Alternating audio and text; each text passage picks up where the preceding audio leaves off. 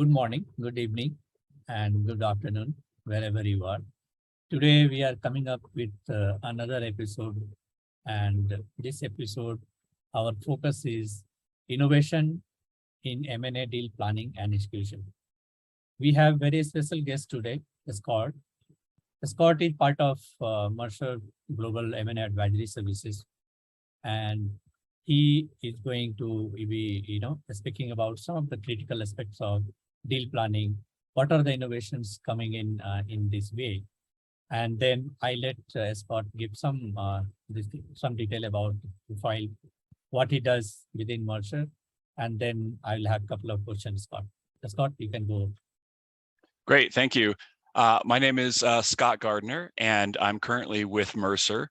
I have 25 plus years of HR experience and almost 20 years of M&A.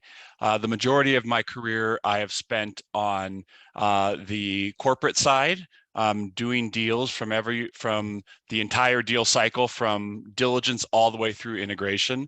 And I've made the transition to advisory now in an effort to kind of help others who are in the trenches day to day from a deal perspective. So I feel like I probably bring a unique perspective to consulting from the standpoint of I've been there and done that. So I look forward to today. Thank you for having me. Yeah. So Scott, I had the opportunity to, really go through all your people side of M&A, article you write. And it has very interesting context of people, Yep. When we start any deal planning till the execution and integration. So I have a couple of questions. I just framed out of those points, and I thought that will be very useful for our audience. So my first question to you is primarily on, if you look at traditional way of M&A deal executions are evolving very rapidly, yep. And its growing focus is now more on value creation. So people are very integral part of any, part of the whole M&A process. My question to you will be more on what are some key factors driving innovation in M&A deal planning and execution? Yeah, I think it's a great question. And if you think about where we have come in the last 20 or 30 years, even the impact of digital data rooms certainly changed how we have done deals, right? So the access to data rooms, the 24/7 access, if you're working on a deal, has dramatically changed how we go about deals, as well as pipeline access. So back in previous times, you didn't necessarily have access to the entire pipeline if you were working in corp dev or behind the curtain from an HR perspective. And now we have information at our fingertips that we certainly didn't have before. Additionally, if you think about audit and compliance, for example, that's obviously can be a very tedious task, and technology has given those folks immense freedom to use technology as a way to audit deals, as a way to ensure that organizations are being compliant in how they approach deals. And I think it's taken some of the labor-intensive aspects of deals out. Another thing to think about is offer letters. So for example, if you thought about offer letters in the past, that was also a very tedious task, a paper-oriented task. And now with technology, you can push out offers to 10,000 people almost instantaneously, and you can record and track people's acceptance, their questions, and it allows you as a buyer to be much more responsive to them, and also provides you with the opportunity from a day-to-day reporting perspective. Oftentimes in a deal, the executive team wants to know how it's going every day with offers. Where are we on acceptances? And technology has certainly changed how we go about that. The other thing to think about is, digital deals are dominating the landscape right now. Many organizations are looking at the digitization of their business, and as they think about digital deals and perhaps acquiring organizations that are different than them, or maybe come at something in a different manner, I think you have to change how you approach deals for your audience. And, I think technology, from my perspective, has really eliminated a lot of the manual processes. Oftentimes much of what we're doing from a deal perspective is manual and shuffling of data. And so with the advent of technology, it allows you to sort that data and focus more on the strategic aspects of the deal versus the administrative aspects of the deal. So, and there's all sorts of technologies coming that I think are going to further push the envelope and help us as deal professionals. But I think that we're only at the tip of the iceberg from a technology standpoint and how it impacts deals. Right. So, as you mentioned about virtual data room coming and Yep. intelligence built within, you can push even the offer letters to several, prospect buyers or sellers. So I think Yep. that is a great way of speeding up the process of and decision factors. So lots of manual work, what you used to do, that has gone. And Yes. and that at least it's a big innovation, you can say, because I cannot imagine a deal without virtual data room, right? So Right. Or even platforms, right? I mean, many folks are using platforms now to manage all the data, to push tasks to other folks, to track those tasks. So, we've seen kind of the emergence of platforms in the last 10 plus years that change the way we do work. Right. Yeah. So I have another question, which is, just to that, but primarily my focus is, at the beginning of transaction. So if you look at when we start any new transaction, there are numerous unknowns. This is true for most of the deal. There are so many unknowns. So according to you, what are some key factors that can help the balance, between the issues at the beginning and how to achieve more deal success? Or how are these influenced by human aspect? Because most of them have, linked to human here. So what do you think that, how can this can be influenced by the human aspects? Yeah, oftentimes many of us have heard the anecdote that some large percentage of deals fail, and my hypothesis is that many deals fail because the front end of the deal, which is the human aspect of the deal, is not given the attention that it needs. At the beginning of the deal, there's a lot of unknowns, and I think that it's human nature to seek clarity, especially when your world has been turned upside down and an announcement has been made, and you immediately go to the place of what's in it for me and how is this going to impact my life? Does my health insurance change? Does my manager change?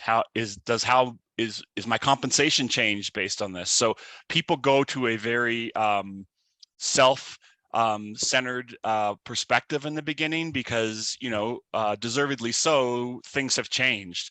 And the other challenge oftentimes on the front end of a deal is the deal professionals who are standing in front of those folks don't have all the answers.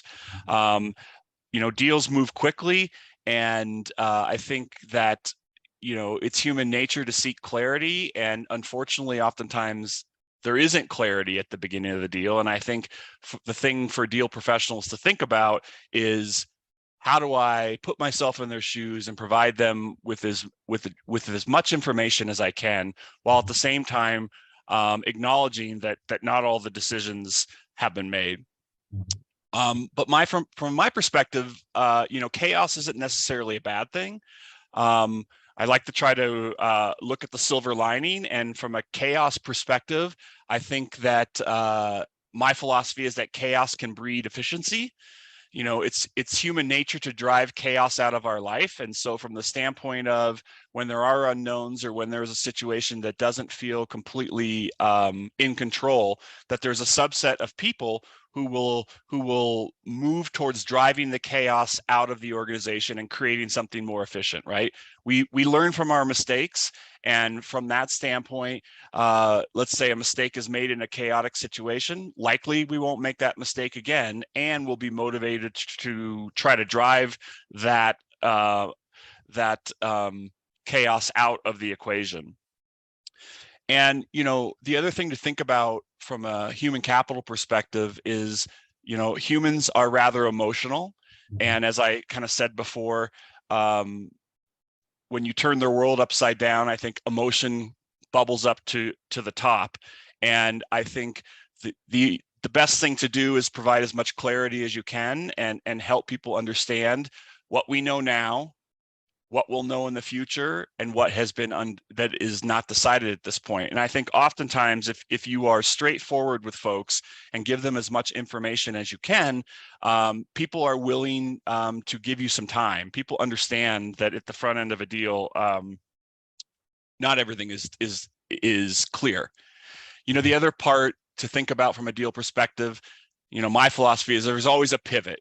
So best laid plans are just that. And you go into a situation where you think you have as much information as you can, but there's always a pivot. So there's an unintended consequence. There is something that was unexpected, or you find out that the employee population needs something different from you. And I think good deal professionals understand that and try to look for those challenges and then try to pivot along with the request of the employee population. And data is never complete, right? So if you think about everyone who's involved in a deal, I think everyone has a desire to do a good job, but sometimes the data is not there. And so you have to be willing to react to the challenges and try to provide people with as much clarity as you can. And, I think the other thing that I look at is that humans are very resilient. Obviously, I think everyone panics in a fight or flight moment, but I think if you can get to them, if you can look them in the eye and provide them with clarity and show them kind of the human side of the deal, I think most people are willing to let the details emerge as they can. So from my perspective, the human piece of it is really about compassion and flexibility. There are definitely technical aspects of that, but this specifically is really about how you put yourself in those folks' shoes and how you show them compassion and you demonstrate flexibility when something doesn't go as anticipated. And oftentimes by doing that, you can demonstrate to a group of folks that you are willing to meet them halfway and you are willing to try to provide them with clarity and reassurances that oftentimes at the front end of the deal don't feel like they're there. Right. And also, Scott, I think this will be critical not only at the beginning of the deal, but this will go till complete deal is fully executed. Absolutely. If you think about the deal and the change curves that folks go through, there are multiple, right? So there's the announcement of the deal, which I think has a certain set of emotions and a lack of clarity. There is the close of the deal when it becomes very real that this is actually happening, because I think sometimes between announcement and close, you go back to business as usual, and you can kind of put the uncertainty in the back of your mind. And then once the deal closes, I also think that there is a reality that sets in that things are different.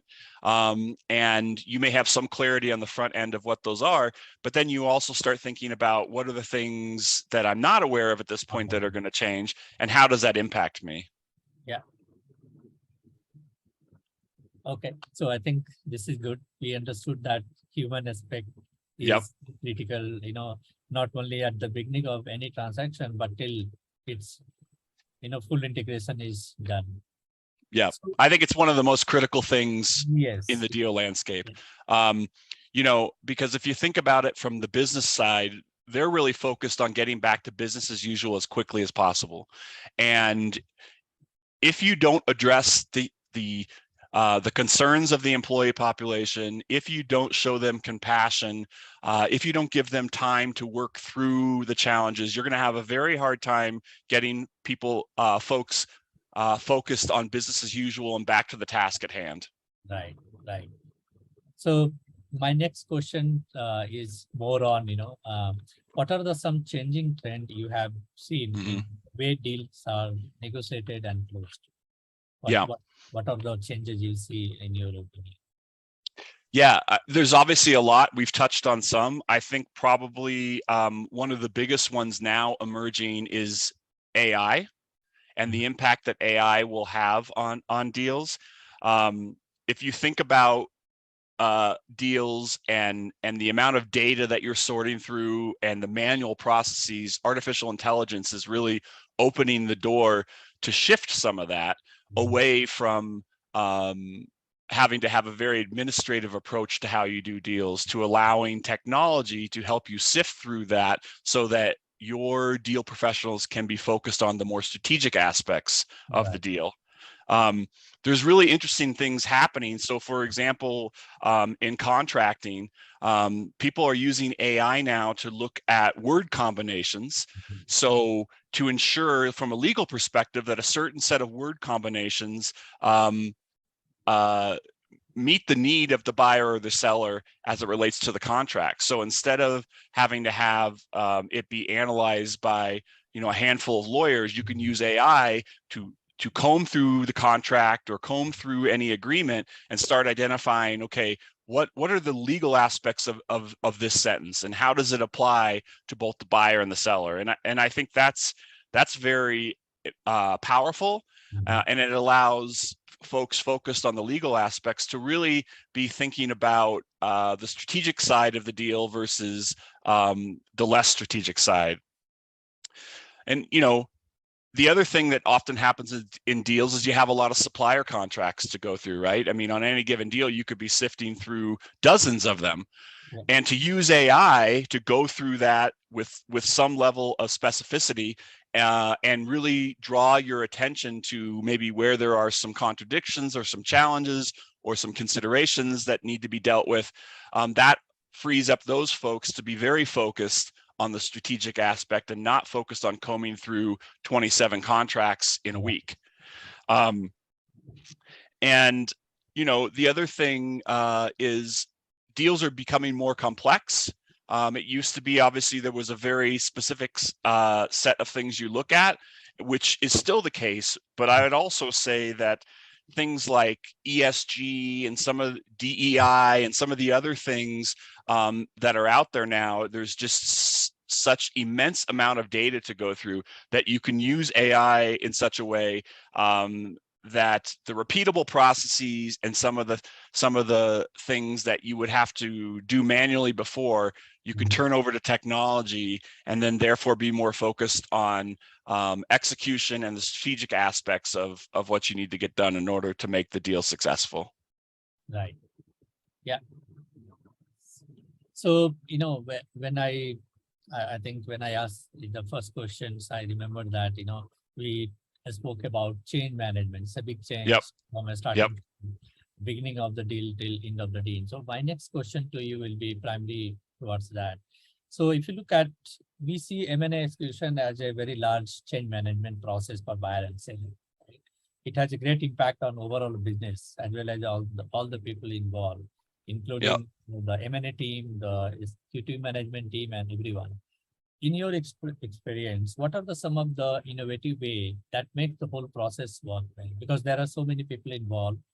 This entire change management process, starts from very beginning of the deal, goes till end of the deal. So I would like to understand more for our audience that, what are some of the way you can make the whole process work very seamlessly?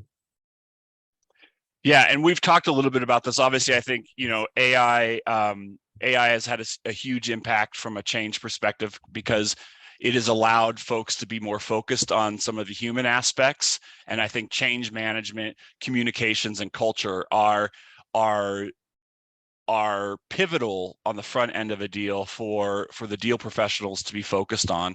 And so by allowing technology to do some of the more menial tasks or the more repetitive tasks, it's allowing the deal professionals to be more focused on how you deliver communications, culture, and change management in a more comprehensive way.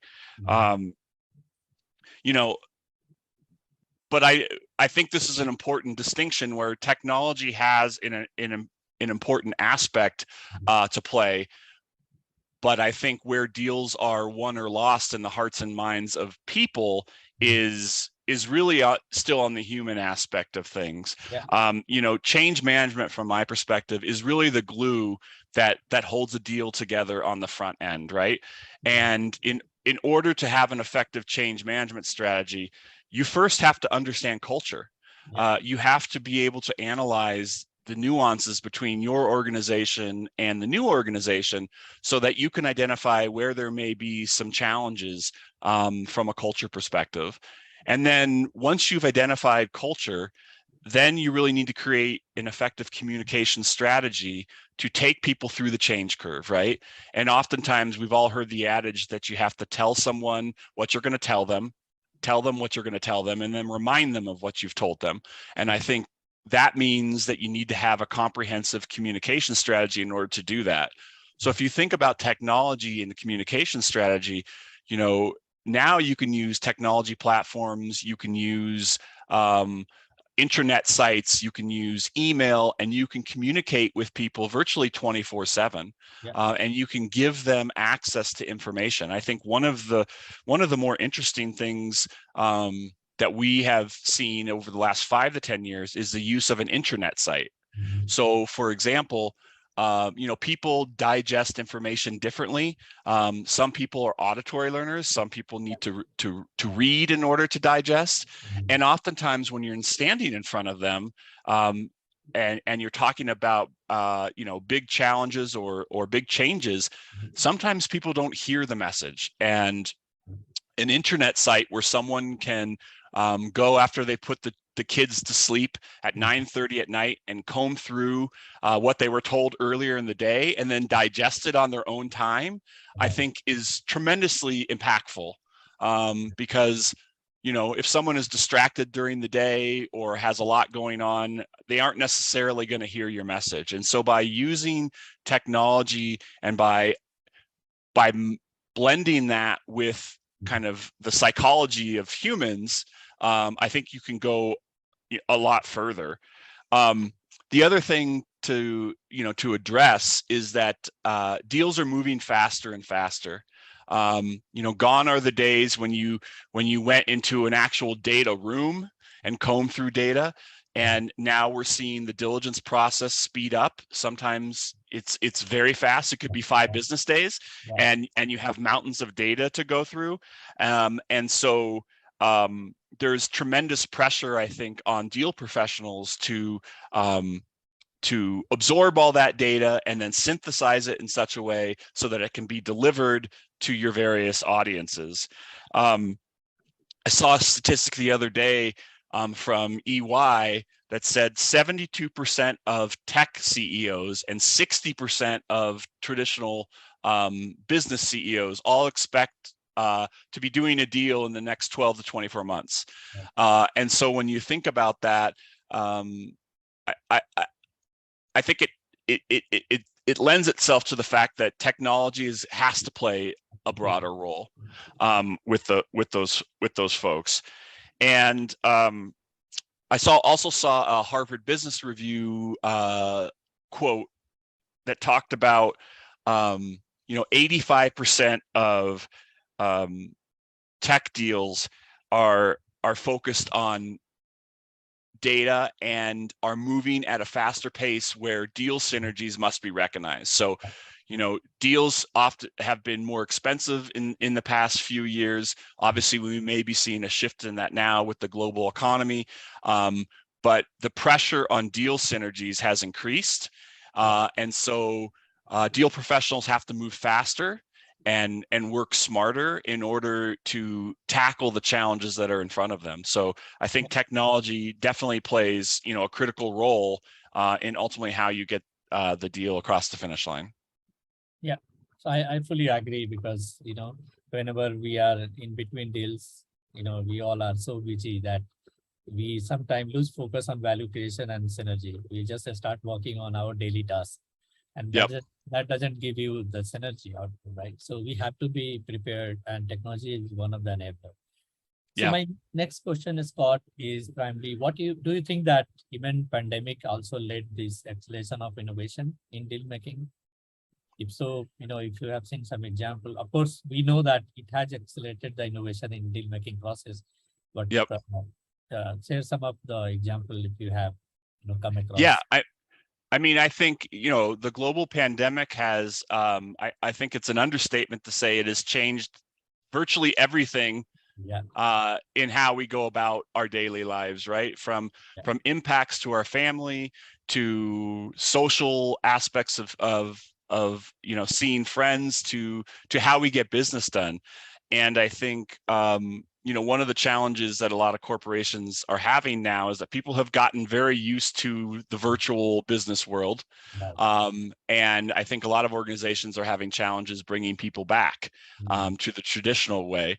And I'm not convinced that the traditional way we did business was always right either. I think that the pandemic has probably sped up our approach to technology by a decade, right? It is certainly for organizations that were maybe more foundational in traditional business because they've been forced to change. And I think, for deals, we've talked about the human capital aspect. I think if you're a serial acquirer, I think most serial acquirers recognize that the in-person aspect of the deal is critical. And obviously for the last couple of years, that hasn't been really a possibility. Even if you wanted it, it may not be a possibility on the other side. And so some of the, I came from a technology company. So even though we were a technology company, we were very people oriented. So a lot of the difficult messages or the big messages were delivered face to face. I think people hear a message better when they can look in your eyes, when they can hear the inflection in your voice, and when you're standing in front of them, because you are vulnerable to their questions. And I think that's human nature. I think that the pandemic has definitely changed how we've done things. Obviously, anyone who's done deals in the last 2 or 3 years has probably done most of those delivering of critical messages virtually. And I think that has changed the requirements of how you deliver the message. So, we've obviously seen more use of video. Because I think that's a logical extension. And, at least in my former life, we were doing many more kind of micro town halls and kind of, office hours where folks could come in virtually and ask their questions, because oftentimes in a face-to-face, you deliver the message, and then after the meeting's over, you could spend as much time just having conversations with folks. And so you've had to find new ways to do that. So I think technology has played a role in that. But I guess I would also counter that with not all of it is good, because I think technology can be a crutch at times. And I think for folks or organizations that maybe are less experienced, there may be a propensity to not do something face-to-face and just use technology. And I think that certainly has a place and time in a deal, but I think you have to balance that with the human aspects of how people process information and how you develop trust with a group of people who don't know much about you. So I think from a technology perspective, there's the pandemic has definitely driven some changes. I think we're still figuring out if all those changes are good. And then what's the balance, right? The pendulum has swung so dramatically. And I think we're coming back a little bit to the center now. I think cooler heads are prevailing, and I think people are trying to think through, okay, how do we do work more efficiently? But at the same time, how do we not lose sight of what's important from an engagement perspective? If you can't engage your workforce in the manner in which they are used to it, you're fighting an uphill battle. So if you have a organization that is very collaborative, and where the executives more times than not are standing in front of them when they're talking about things, and then you come in and acquire someone and you do the exact opposite, you're setting yourself up for challenges because you have to. And this is where we go back to culture. You have to meet them on their terms, and to meet them on their terms, you have to understand culture. And I think technology over the last couple of years has dictated that we can't always meet someone on their terms. But I think it's a balancing act of what's important while also driving efficiency through the use of technology. Yeah, I fully understand that, the we need to balance. I think balance is important thing between technology and what we do, because I remember most of the deals, at least at the time of closing, we have done face-to-face meeting where everybody is welcoming each other. Yep. And during pandemic, I think it was all virtual. Even virtual data room have helped to do but people could not meet each other. So I think meeting each other gives lots of confidence, each other, and then rest of process become easy. So my next question is, related to a similar line. Digitalization of M&A process is the latest innovation in M&A. So if you look at, many companies have this problem, like they have the defined process, but there is no real execution, or maybe it is not fully, fully adopted by the corporate development team. So my question is here more primarily like, if you look at company are using AI power-based M&A platform, then we are trying to accelerate M&A deal execution, enabling process and collaboration, bringing efficiency in the process. In your opinion, what are these innovation driving deal success? Because what happens, we are trying to focus more on success of the deal, right? Yep. Technology, I personally also see technology as just enabler to make your life easier, make your process better, make your process repetitive so that it saves lots of time. And then you can focus on value creation and really do the deal so that you don't have to go and chase people, because when I used to work, also we have difficult time, we have to chase people to make sure things are done, make sure the organization define process and policies, whatever we have made, or M&A playbook we have made, we are giving to other team to follow. But how to monitor them, how to make sure that people are really following and they are not debating. So our focus was primarily to help the team so that they can deliver faster. Yep. So the question is more from your side, Scott. What do you think about the deal success, technology and deal success? Yeah, and I think you used a very critical word, which is enabler. I think technology does enable us to focus on the more critical tasks. I think there's also a propensity for technology to be a crutch. From the standpoint of, since we're talking about human capital, I think that there is definitely a role for technology, and I think we're only scratching the surface.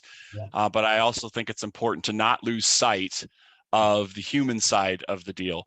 I saw a statistic recently that said that up to 80% of the tasks in a deal are administrative in nature.